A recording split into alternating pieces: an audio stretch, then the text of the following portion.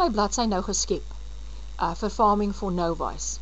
En hier gaan ek nou begin baie subtiel werk. Ek gaan nou net muuurinskrywings gaan ek nou doen en onder die muurskrywing glad nie 'n link in hierdie eerste ene wat jy insit nie.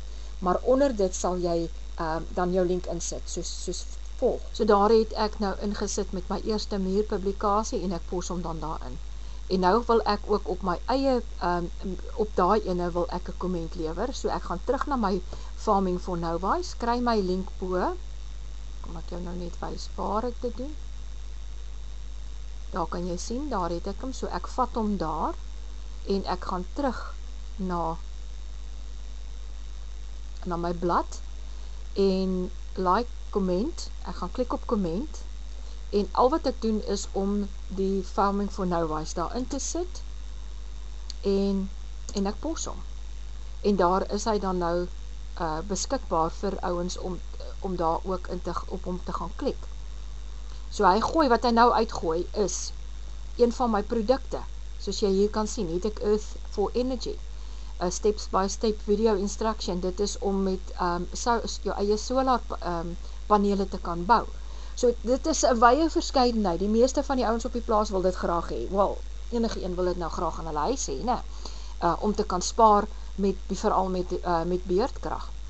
So, daar het ek my eerste inskrywing en dan kan jy gaan, jy kan hom gaan promote of jy kan invite friends to like your page, gaan vra van jou vriende wat jy wil, van wie jy dit wil hê. Ek meen, jy het nie net familie en vriende nie. Ja, dis goed as hulle dit doen.